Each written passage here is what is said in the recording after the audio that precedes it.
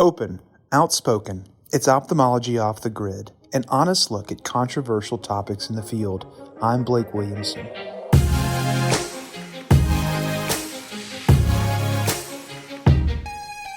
Hi, and welcome to another episode of Ophthalmology Off the Grid. This is Blake Williamson, and in this episode, I am delighted to welcome back the podfather himself. Dr. Gary Wörtz is my co-host.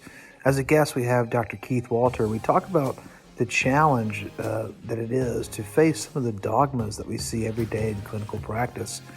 And we do this, we try to challenge dogma in order to maximize our clinic's potential, avoid stretching ourselves as surgeons too thin, and continue to grow the field of ophthalmology. This and more coming up on Off the Grid.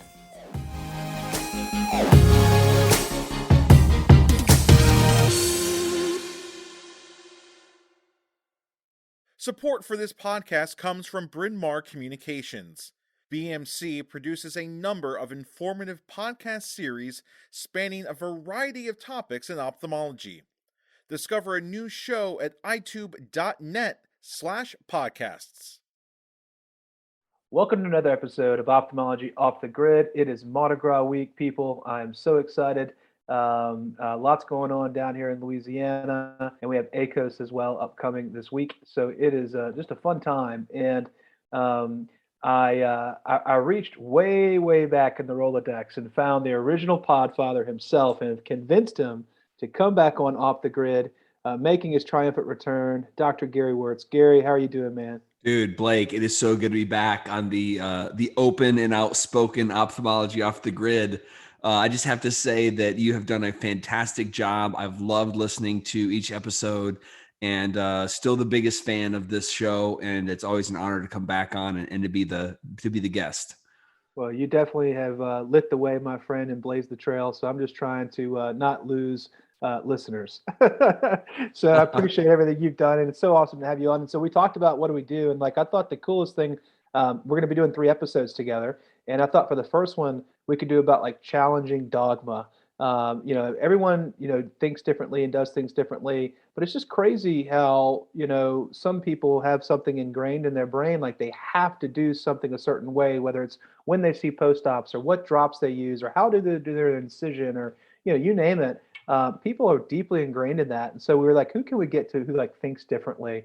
And I was thinking about Keith Walter, because Keith, so the great thing about him, the one thing I'll never forget is I was a resident, I was like a sophomore or something at Tulane, and he came and spoke at Tulane and gave one of those like nighttime dinner talks on presbyopia lenses and all that stuff. And that was like the first exposure I'd ever heard of that in an academic setting. And all my faculty were sitting there listening to talk about these horrible things like femtosecond lasers and presbyopia correcting lenses, and he seemed really happy, and he was like at a university as well. He wasn't like a private practice guy like me, so he was thinking differently then, and he made such an impression, and we've been great friends, and I look up to him as a mentor as well. Keith, thank you for coming on. My pleasure. Thank you guys so much for having me. This is an honor. Okay, so start us off, Gary. What are you thinking we should chat about first? Well, I think that, I got to share a little story too about Keith. Keith was a new faculty member, I believe, when I was coming through, and I interviewed at Wake, and Keith actually interviewed me. So that was my first introduction to Keith, and I really liked. That's how old I am.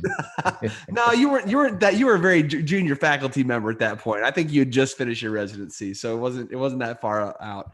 But I agree, Blake. I love meeting people who, when you get into a conversation, it's pretty clear that they've thought about things deeply and have come to some different conclusions. And I really do value that about Keith. I think one of the first things that I think of when I think about challenging dogma, when I think of Keith, is he has an interesting approach to post-op drops. And I don't know if it's just that he's a better surgeon than me. That's probably the case, but I don't know how he gets his magic potion to work. So I'd just love to hear, Keith, you talk about kind of how you have evolved your approach to anti-inflammatory care post-cataract surgery. What made you sort of think differently about it and how it's worked in your practice? And it was really, Gary, a simple approach. I don't know if you guys remember, maybe 15 years ago, at least in the academic world, they stopped having drug reps give us like those little post-op kits with the free samples in it. And so what that meant for me was I'm going to have to write all 3 drugs. I'm going to have to write a steroid, an NSAID, and an antibiotic. And I was just a little hesitant to do that. I was like, gosh, this is going to be a lot for the patient. It's going to be a lot of drops. It's going to be a lot of, prescriptions, co-pays, callbacks from the pharmacy. How can I make my life simpler?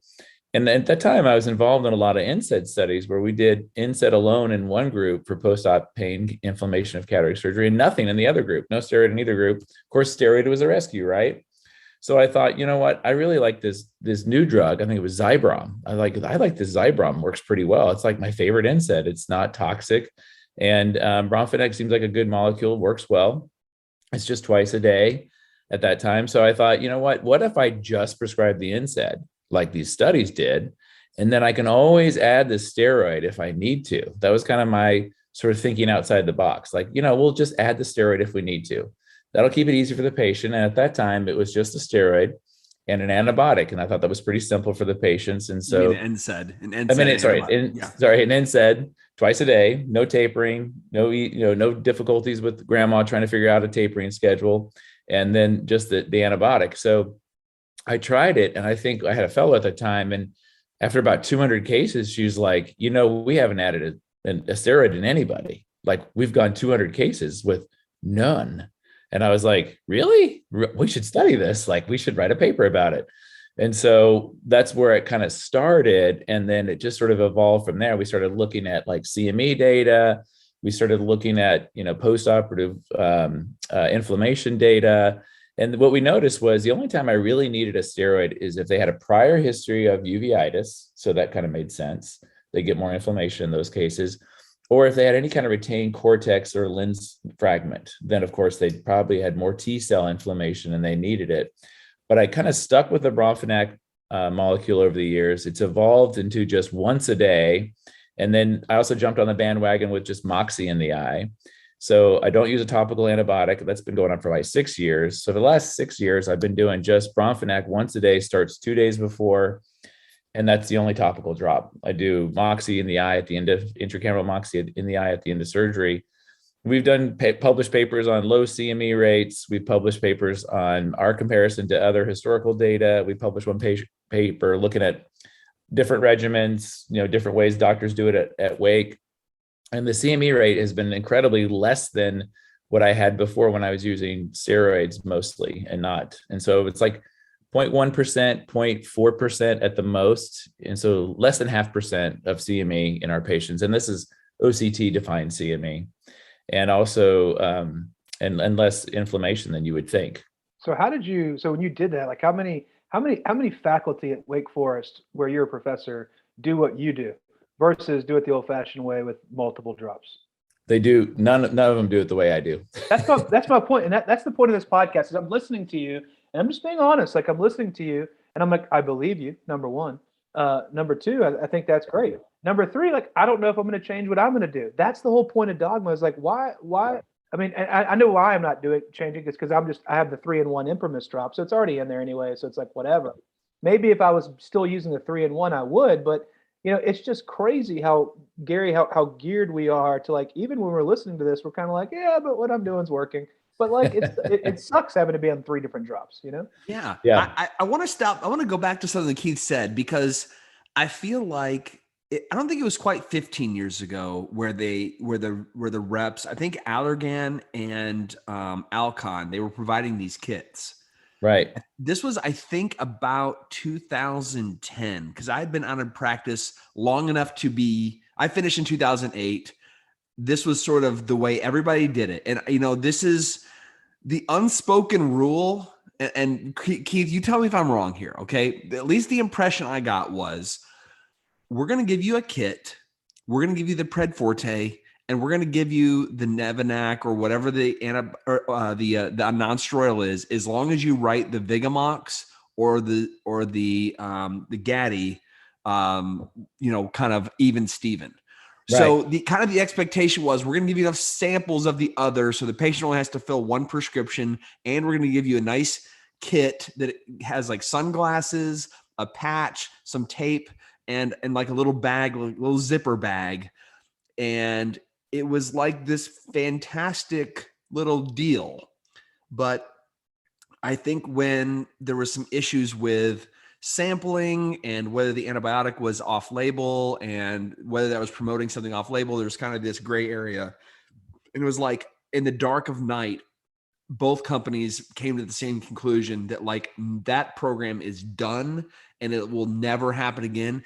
The tectonic plates of prescribing habits shifted that day. That is why I think Imprimis has found its way. I use Ocular Science, Blake, basically same thing, 3-in-1 drop. That's why Keith changed his. But there was like this one day where everything changed. And sometimes I think it's those moments where you do have to step back and say, okay, this has always worked for me, but now there's a new challenge. How do I reevaluate what I'm doing? I mean, is that kind of what you thought?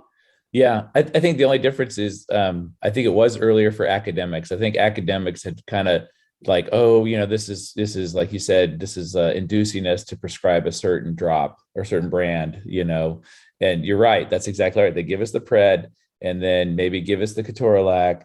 And then we had to, write the antibiotic. And I think way back when it was like Cipro or something different. And then it ended up being Gaddy and then, it changed. But that it was probably just a few years before what you just described, Gary, where both companies decided, okay, we're shutting it down too. But yeah, that's kind of how it started. And you're right. That's forced me to do something different.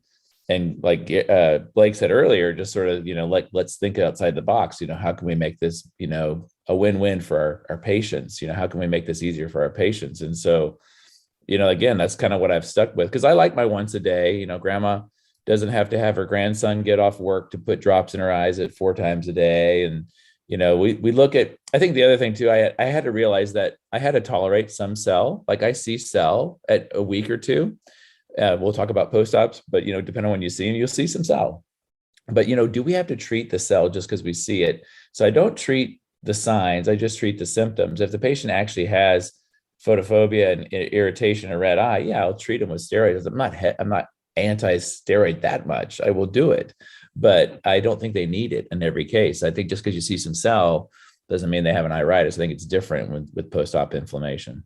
Well, let's talk about post-ops if we can. So my thing, I'll go next. I mean, my thing that I've been talking to both of you and a lot of our friends around the country is what we've been doing since COVID. So since March of 2020, we've done, over 5,000, more than 5,000 cataract surgeries without doing a single post-op visit on day one for routine cataract surgery. And I want you guys to punch holes in this because it started off, with, well, it's the pandemic and we're trying to limit, exposure and all that stuff. And so we immediately went to telemedicine exams on day one. And so this is an audio visual. It's not a phone call. I actually look at their eyes, myself. I look at their eye. I'm able to see that they have iris details. So their cornea is clear, eyes white and quiet. The patient's happy. They're smiling. They're all those things. And after doing that, once COVID sort of eased a little bit and it's sort of waned back and forth, but we're kind of at this moment now where I was talking to my dad and our partners, and I'm like, I think we should keep this. I don't know that we need to have them come back in because, on a typical day, I'll do 25 to 35 cataracts, somewhere in that zone. And these folks were showing up in our place the next day, taking up slots that we could have other patients we could be helping.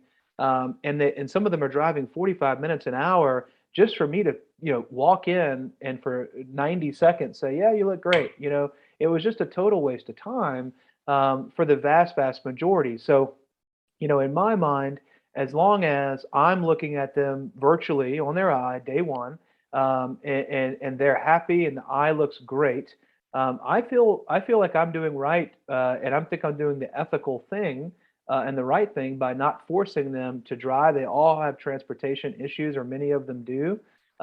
They get to opt into this or opt out. So we have a sheet that OMIC actually published last year, where it's a sort of template, consent. So they're choosing to do this. They're not choosing to come in instead.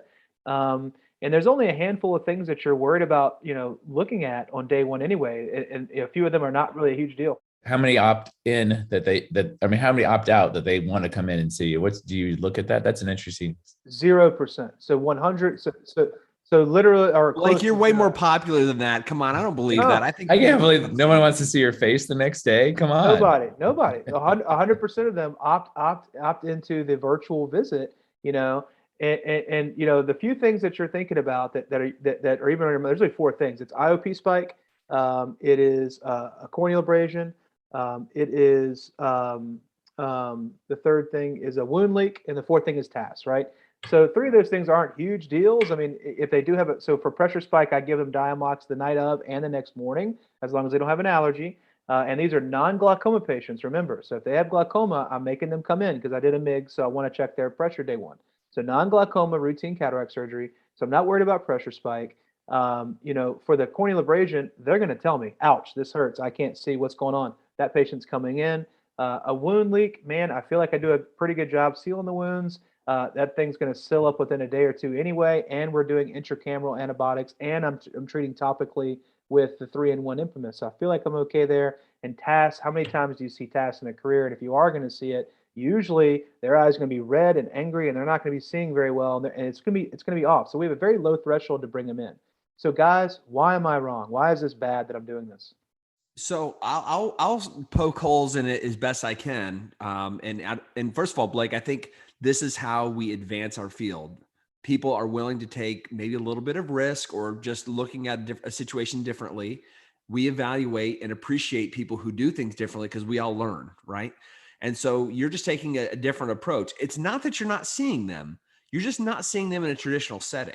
So I think that's really a distinction we should make. You are seeing them, just not in a traditional setting. You're able to use different tools to be able to care for them. And I think that's kind of important. One thing I'll say is, it's not a problem until it's a problem, right? It's like, maybe you can go 5,000 cases and not have a problem, but maybe you can't go 10,000 cases.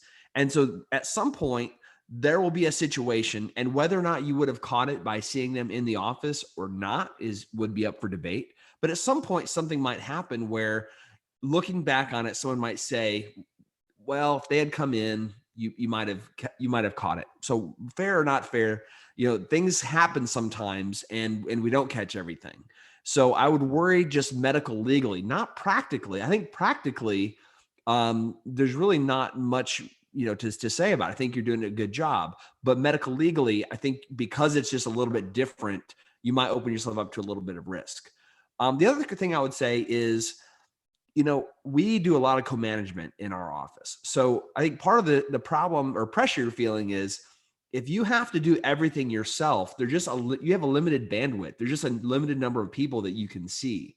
So so I don't see a whole lot of my own post-ops because we co-manage, a fair percentage of our cases, and it does the same thing. It depressurizes our clinic. Patients have to choose it themselves. So if patients don't choose co-management, they're coming back to our office. So it does the same thing. They get that choice. But if they have an optometrist that is in their hometown, I'm happy to co-manage that. And the optometrist is seeing them, getting a pressure, checking for the things that you identified, and then notifying us if there's any issue that we need to evaluate. So for us, we found the pressure release in terms of capacity to care for patients in co-management. And I feel like it has worked really well for our practice. That's a good point. I mean, it's not for everybody. We don't do a whole lot of co-management. So for us, we're having to see them. My own ODs are having to see them. So like, gosh, why am I seeing 20 cataracts when I could be seeing some dry eyes? I don't know, Keith, what you do a little bit differently with your post-op phacos. Yeah, I don't see him at like I think the tradition or the dogma is to see him at 1 week. I do see him at 1 day. Sometimes I do same day post-ops if I'm going out of town the next day. I'll just say this, Blake, I actually like your idea. I've never thought about it, but with the advent of telemedicine and doing a Zoom call, I think it kind of makes a lot of sense. And I know elderly patients can fall and they have issues getting into the hospital, especially our hospital right now just closed one of the parking decks to build another wing. And so it's a huge deal. So saving them that time and effort on that first day, when you said, most likely nothing's going to go wrong.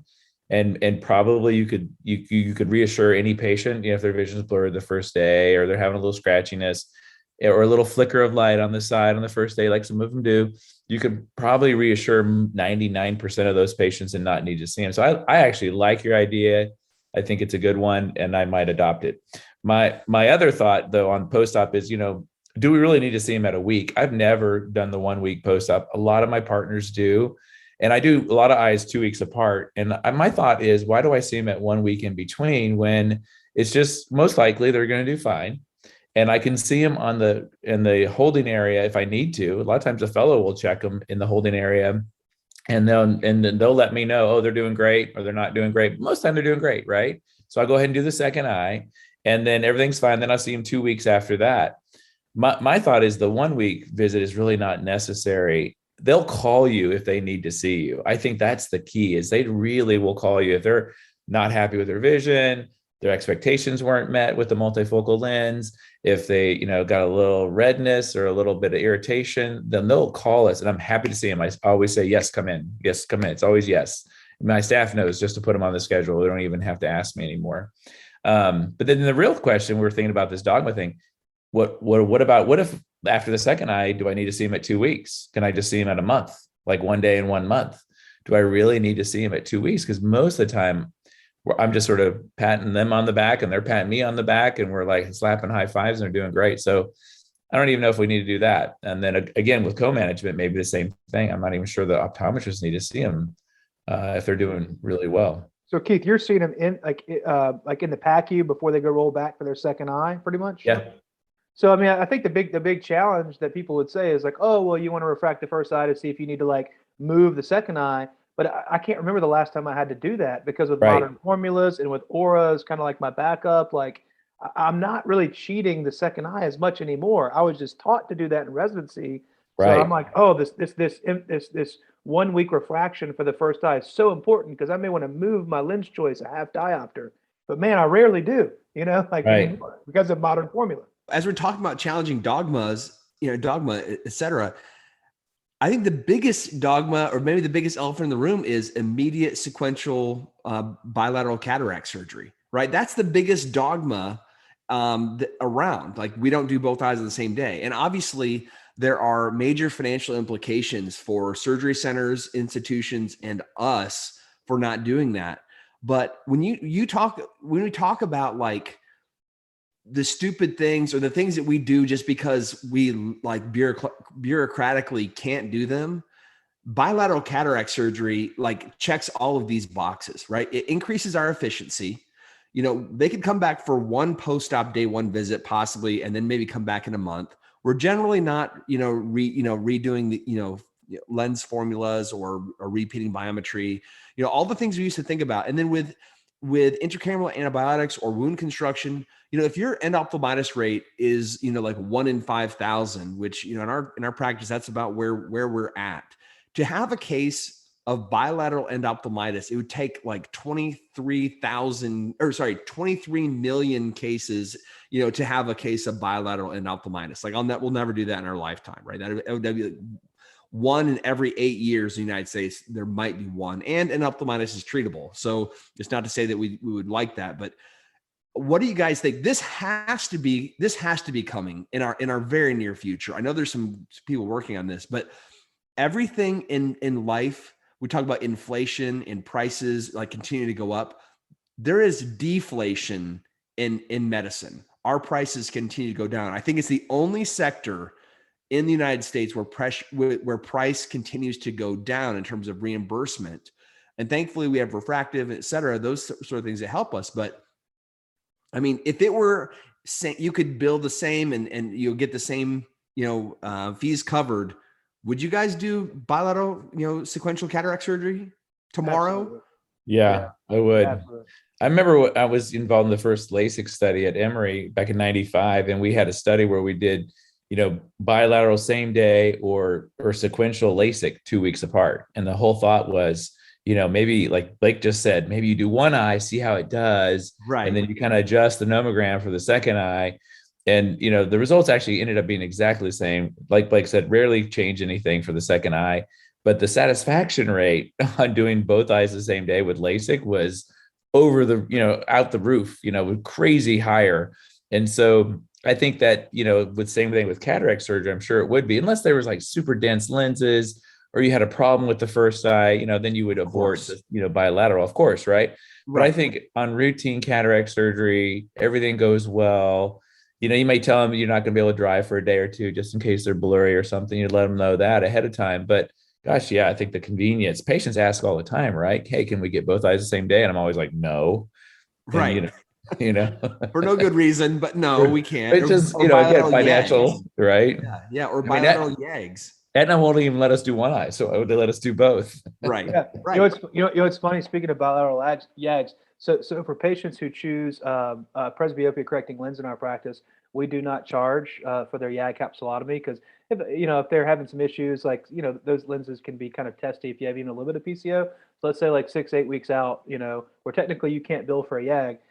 We said, you know what? Even if you get a PCO a year from now, it's just included in your package, right? So as a result, when they need a YAG, we do bilateral YAGs, right? Because there's no financial. So our partners are like, well, it doesn't really make any difference financially. So that's just the truth. So I feel like if the second that cataract surgery gets reimbursed at bilateral sequential, I don't think it's going to be dogma. I think it's going to become quick. That's going to be the dogma. It's going to quickly become that. It's going to flip that tectonic shift that you talked about. On a surgical level, it would be so much easier for the drops, for like like you said, the post-op, Gary, the 1 day, then the 2 week or 4 week or whatever. It saves so much, clinic time, tech time, office time, callbacks, all that stuff. And the most important thing is they could never say, I don't remember any of this from last time. Oh, that'd be so great. That is my, that would be top on my list. I don't ever want to hear another patient. Oh my gosh. Because it drives me crazy and I don't have a good explanation. And I try to tell people that it's normal, but they feel like they've been duped. I know. Gary, I got you. Gary, I got you, man. You have to diagnose them. So the amazing Yoda. Steve Dell? No, actually, this is a Rob Weinstock. Oh, okay. He diagnoses them with second eye syndrome. I thought that was a Keith Walter. Is that you? Okay, maybe you two. I do that too. I say second eye syndrome. But we literally, I give them a pink sheet now. Yeah, we did. It's this huge pink sheet, and I'll tell you what I do. I literally have the gal that wheels the patient out of our OR into the parking lot for the patient to be picked up. She hands this oversized pink sheet. It's not 8.5 by 11. It stands out. We call it the pink fridge sheet. Put it on your fridge. It's pink. And we hand it to the driver, not the patient that's been, on drugs getting cataract surgery. And we and right there at the top, it talks about second eye syndrome. And I have never had a patient mention it since then. We did that since COVID as well. So I'll send you a PDF, but you got to diagnose it. So I actually talked to Keith about this about a year ago, and I put together my own pink sheet. Okay. Yeah. And my own pink sheet is Keith has the best one that I've seen, and I stole a lot of stuff. And his is basically like everything that your neighbor and the person you go to church with won't tell you about cataract surgery, but is actually true. Is that kind of true? Is that kind of Yeah, basically, yeah. And it basically goes through like, here's the real deal. Here's what to really expect after cataract surgery. He talks about the second eye, et cetera. So I thought I was going to, do it even better. And I talk about, all these things. And specifically, I say it's very likely on the second eye that it may seem like you're more aware. You may feel like you are more awake during the second eye, but trust us, this is just a sensation because after you have Versed the first time, the amnesia effect isn't quite as strong. Our goal is not to put you to sleep or erase your memory. It's to keep you comfortable. We want you to be nice and comfortable. If at any time during surgery you're not comfortable, just please speak up. We will be happy to give you more medicine, right? I kid you not. And we give this to everybody before their first eye, like really going through setting expectations. I had 2 or 3 patients have panic attacks before their second eye because they were so worried that they were going to be totally aware and awake during surgery that my staff is like, we cannot give this sheet to people anymore. It is causing more problems than it's solving. So, the best thing I've learned to say is, well, Mrs. Jones, you're just comparing what you don't remember to what you're about to forget. And it's confusing enough to them when they're on drugs that seems to take the cake. And actually, I'll share a little story real quick because I don't want to go too long. But I had a patient with a very distinct last name, a last name that's similar to one of our favorite ophthalmologists in North Carolina, who's a specialist in LASIK, not Keith Walter, another friend down the road. My neighbor. Your neighbor, very distinct last name. Trained at Tulane. Right. So I said to this patient, I said, "Oh, are you related to any ophthalmologists in North Carolina? Because Kentucky and North Carolina aren't that far apart, Tobacco Road, you know." And he said no. And I said, we had a conversation about this great doctor who's in North Carolina that I know. And we really talked 3 or 4 minutes about it. He comes back the next week, and I walk up to him and I say, "Hey, it's Dr. Wörtz." He goes, "Well, I thought it's high time I met you." I go, "You don't remember meeting me last time?" He goes, "No." I go, "You don't remember our 3 or 4 minute conversation about whether or not you had an ophthalmologist relative who lives in North Carolina and all the other?" He goes, "Wow, that medicine must have really worked last time." So it was actually really nice. I got to kind of convince him that he was awake and we had these conversations. But most patients, they just don't believe you. They think that you're tricking them and that something nefarious is happening. Gary, I thought about doing that. I've actually thought about on the first eye asking them like what their pet's name is, and then they would tell you, right? And then on the second eye, you would tell them the name of their pet. See, I thought the same thing. I was going to ask them who their first grade teacher was and have the nurse write it in the chart. So if they ever wondered, I'd be like, "Well, we talked about your first grade teacher, Mrs. Tanner. How would I know that?" But this is getting to like the 8th and 9th iterations of like how crazy this has made us, right? Yeah. We could have a whole podcast on second eye syndrome. We are really having it right now. So Blake, bring us back to what we're actually talking about. Maybe we can start talking about YAGs. Yeah. So what about YAGs? I mean, I still do one eye at a time because we're doing, our YAGs in our ASC.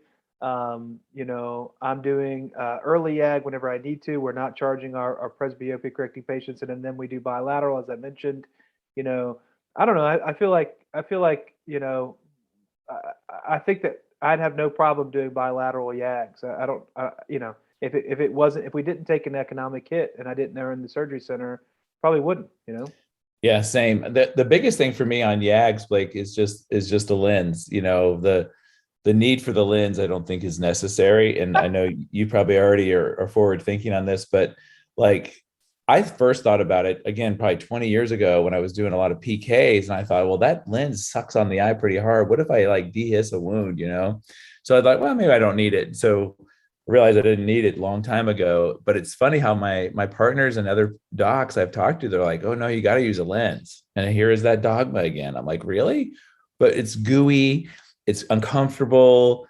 Does it really help you focus? Does it really help the energy? And maybe, 30 years ago or 40 years ago when the YAG first came out, maybe it made sense because it did help with some of the lesser technology in the lens in the YAG. But now with the modern YAG, I don't think you need it.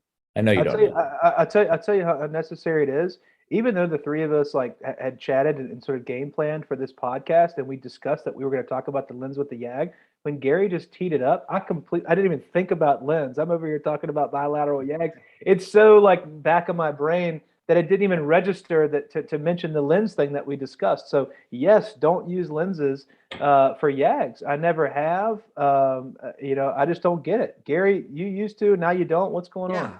So, during COVID, so basically I do a lot of YAGs.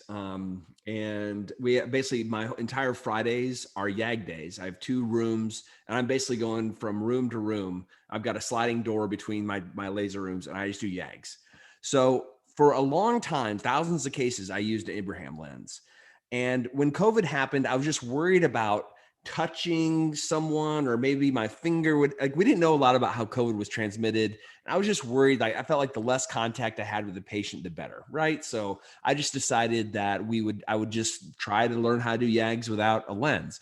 There's a couple of things, if you're going to make the transition, that I will say I think are important. Number one, if you have any significant phimosis or a really, really dense PCO, a lens can be helpful.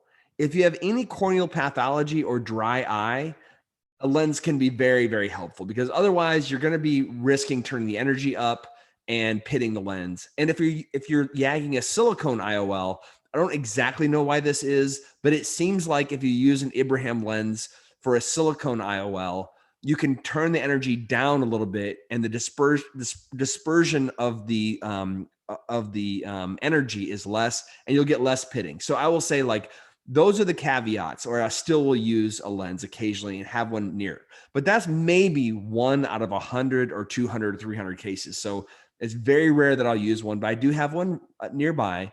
I will say that whenever the patient, so we always check pressure before we do a YAG. So we have to numb the eye. We give them proparacaine.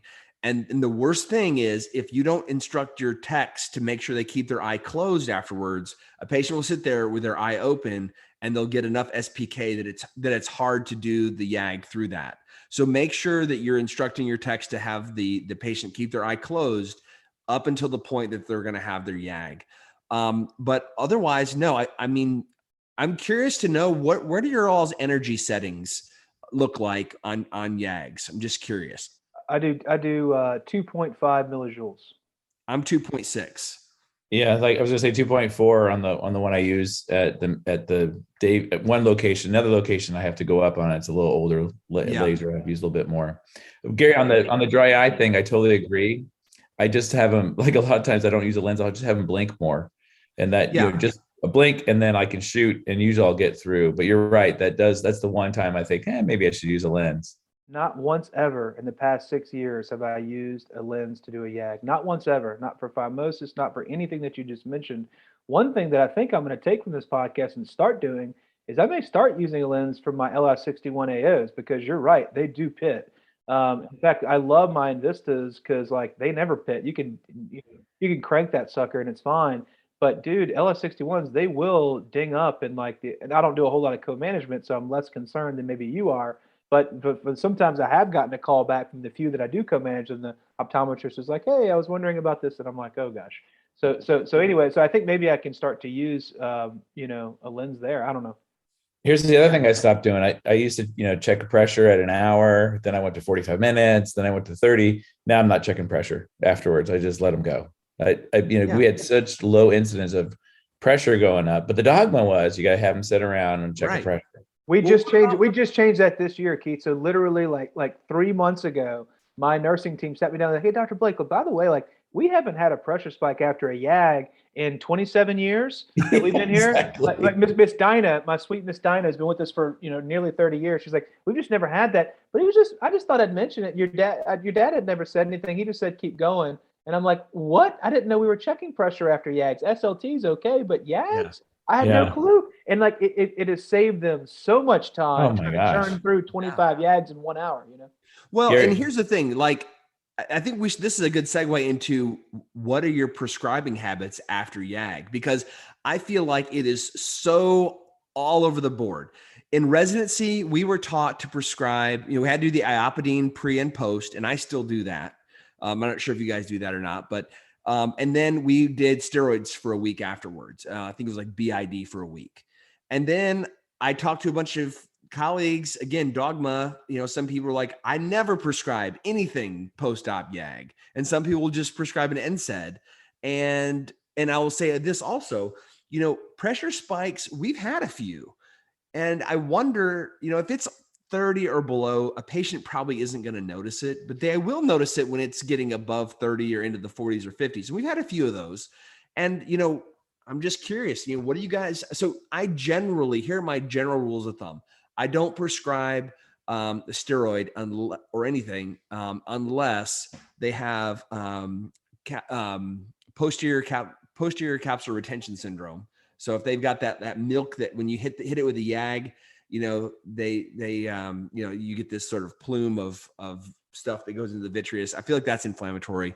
If I'm doing anything with phimosis, so more like AC, like stuff is getting kicked up into the anterior chamber, I'll prescribe a steroid for that. And then if my power, my total energy is higher than average, I'll consider using a steroid there. What do you guys do in general? I'm just curious. So we're doing Alpha-GAN just pre on the YAG, and then I've just been doing an NSAID for like 2 weeks, once a day for 2 weeks. did steroids in the past. Again, I was like, why do I need a steroid for this? Thought about not doing anything. I think some patients do slip through and don't get the script, or, we don't have a sample or whatever, and they end up, or I forget. And I probably think that most will do fine. I've thought about that milk syndrome, like you're talking about, where you get that big bleh of milk coming out in the vitreous. I've always thought they probably need something too. I agree with that. But yeah, no, I could be talked into nothing, I guess, in most cases. Well, I could be talked into giving something for everybody if it were easy and inexpensive. You know what I mean? I would be willing to do something, because I think that something is reasonable, and I'm trying to pick and choose, but I'd rather have a standardized approach. Blake, what do you do?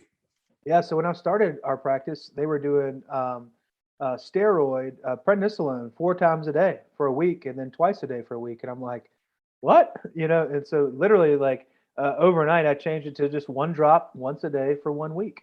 And just that idea of steroids, anytime we do a steroid, it's 4 times a day. That was kind of in my head coming out of training. And then you start to see people using, the compounded drops only once a day if they're doing intracameral injections at the time of cataract surgery. So then I was kind of like, well, maybe you don't have to use them 4 times. And like, golly, like we're doing a lot of early yags. I mean, the second that they have PCO and it bothers them, I'm yagging it. So usually it's not a huge dense PCO. So yeah, we do a drop of iopidine pre-op, and then we do pred or Durezol 1 time a day for 1 week, and then we stop. And I've never heard anything about it.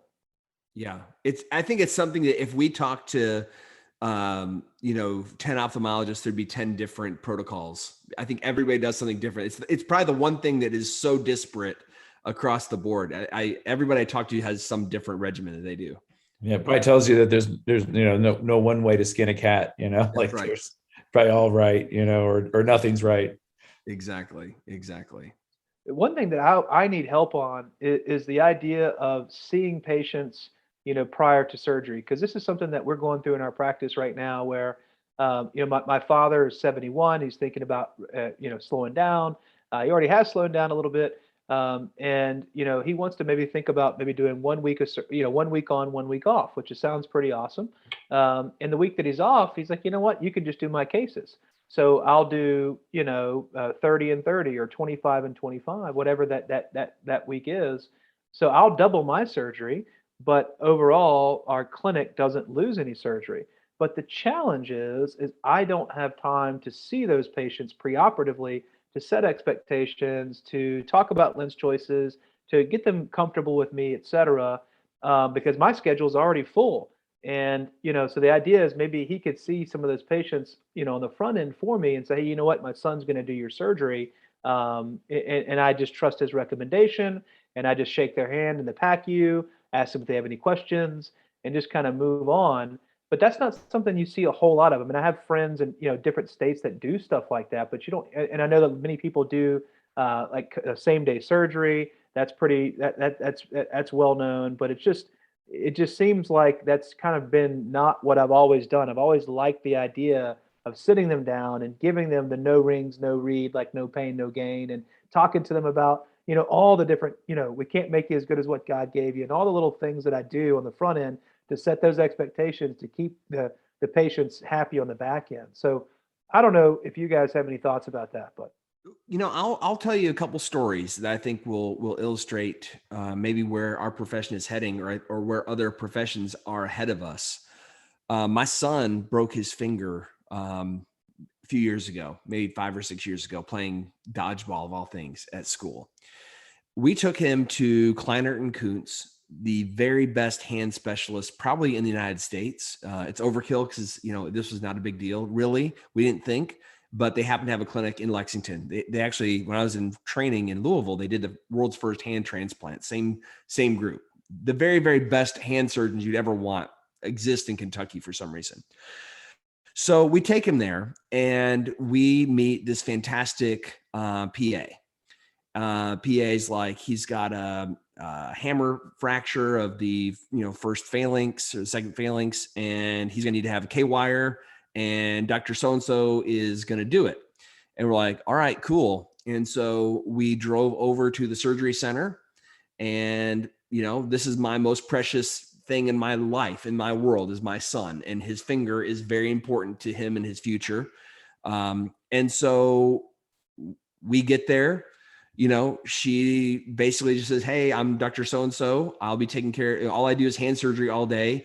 Sorry I didn't get to meet you in the clinic, but I've looked at the x-rays and this is what we're going to do. And we'll see you shortly." That's it. That's the only interaction I had with that surgeon. She didn't explain the risk, benefits, and alternatives. And I didn't need her to, frankly.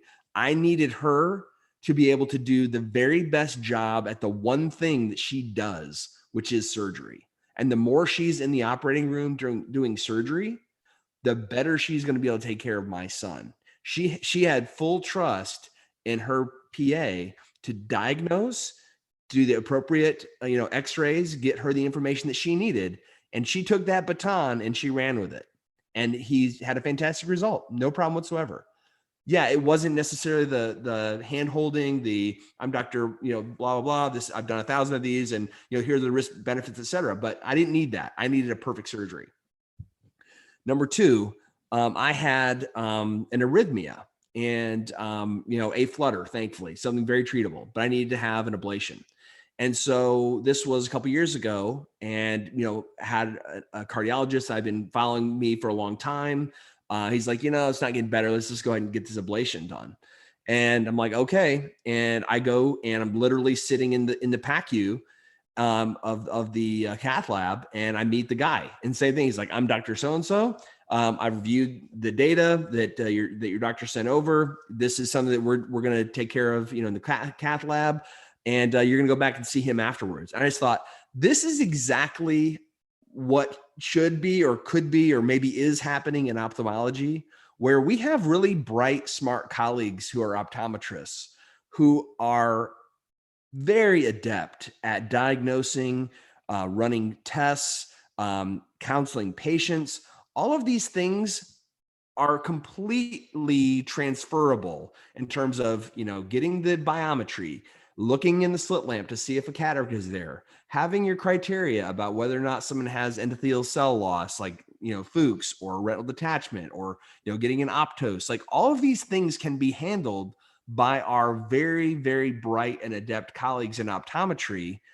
And really, I feel like our highest function should be in the operating room, doing what we feel like is best for the patient, honing our craft. And it's not to say that we are not valuable in clinic and we can't, participate and or that we shouldn't do that. I'm not saying that at all. I'm just saying that as time goes on and there's more and more patients to take care of, I think our time is best spent in the operating room, really, really honing our surgical craft.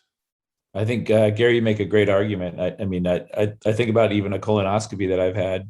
You don't meet the GI doc beforehand. You just go and he says, "Hi, I'm Dr. Mithra," or whatever, and you get your colonoscopy. I've had a couple of those, and everything went fine. And I've had a couple occasions where I've been out of town or something came up, and my fellow saw the patient for me and got everything ready. And then, I said, "Look, you're going to see some 8 new cataract evals today. Just do your thing like I've taught you." And then they show up in the OR. And, "Hey, I'm Dr. Walter." And my fellow went through everything and I do their surgery. But I've never had a patient say that's not an idea I want to do. I want to meet the doctor before. And they've all been fine with that. I don't do it routinely, but it has come up. I think, Blake, for you, since we talked about second eye syndrome, you do the first eye and make your dad do the second eye. That's how I would do that. I love it. No, I think it makes sense. I'll tell you that, I went and visited a doctor in Texas once, and he didn't see any patients, pre-op, post-op, nothing. He would meet them on the day of surgery, and he would do their surgery. And his clinic day consisted of him sitting in his office at the clinic, doing everything else, working on the business. He owns his business, working on the surgery center, answering emails, doing consulting. And, the second that there was an issue, he would get a phone call and they would bring him down, and he'd go see the patient who had a complaint if the optometrist couldn't handle it or whatever. And I was like, man, this seems, at the time I was thinking, gosh, this is just too far away. Like, I'd like to be closer to the patient. Like, I want to have that interaction with them. I want to set expectations. I feel like that would lead to less touch-ups, less explants, less unhappy patients. But, now, 6 years in and doing the volume that I'm doing, which is very similar to what this doctor was doing, Now I totally get it. If I'm about to do, go 2x, if I'm about to do twice the volume, like my dad's surgeries and all mine, I physically can't be two places at once. I just can't do it. So I'm trying to think the most ethical approach to do it. Maybe, for all the presbyopia IOL patients that choose that, maybe I can like schedule like a telemedicine call with them, the week before surgery and say, hey, just I see that you chose that lens. Here are a couple of things I just wanted to kind of over communicate to you. I think maybe that'd give me more peace of mind. Your standard cases, monofocal cases, torics, I'm not as concerned about. Like I don't think I'm not going to have any explants there for the most part. So maybe I could just limit. Maybe I could just, have him do all that, but just for the multifocal patients, I can, do a telemed exam. I don't know, but we're going to have to figure that out. I'll say this, Blake. I think that don't underestimate the how much an optometrist can do or help you in your practice. I will tell you that I think some of the finest people that I've ever met or worked with, at least, in my career, are the ODs in my practice. Hal Finley, Marty Smith, Tanya Patel. They routinely just overwhelm me with information, data. I mean, they are so good with patients. And investing in, training your optometrist to be a clone of you is probably, I think, the best thing you can do, because they are so helpful at making a practice run. So that's just my 2 cents. Yeah, we have 11 optometrists that work side by side with us, and our practice was started by optometrists. My grandfather was an optometrist, so Williamson and us, so we were started, and we've always worked hand in hand. So I'm with you. It's just, but even despite me knowing that, it's just hard to give that up, and that's the whole point of this podcast. Dogma, baby. So I think that'll bring us home. And I really, really appreciate our guest, Dr. Keith Walter, professor at Wake Forest, for hopping on. Keith, you're the man. And Gary and I are headed to ACOS in Aspen. I don't think we're going to see Keith there, unfortunately, but we're going to come up with some really good episodes for Off the Grid while we're in Aspen this weekend at ACOS. So definitely stay tuned for the next couple episodes. Awesome. Thanks for having me, guys. It was awesome.